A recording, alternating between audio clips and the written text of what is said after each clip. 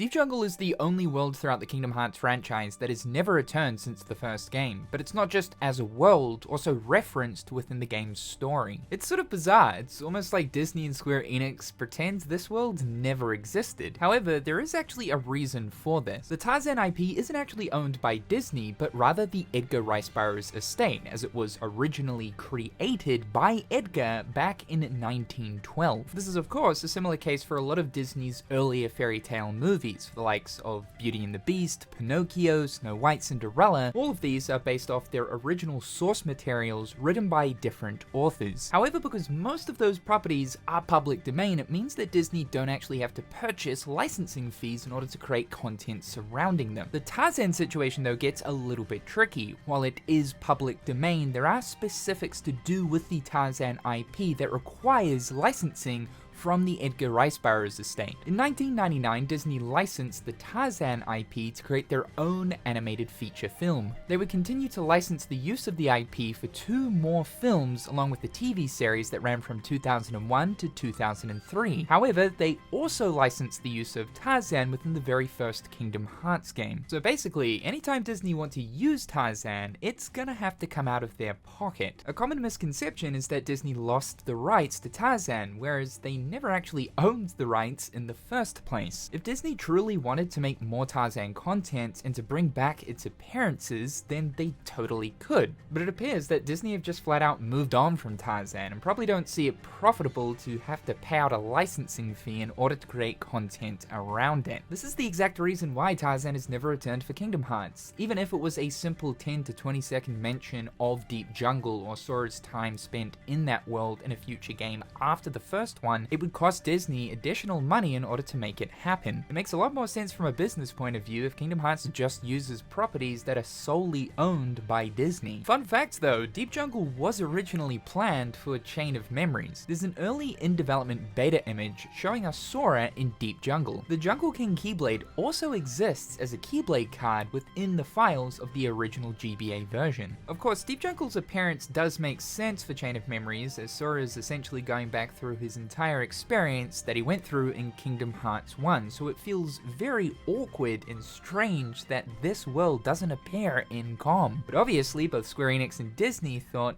it's kinda not worth it if we're having to fork out more money in order to make this happen. If Disney and Square really wanted Deep Jungle to return, then sure, the possibility's there, but personally, I don't see it ever happening again.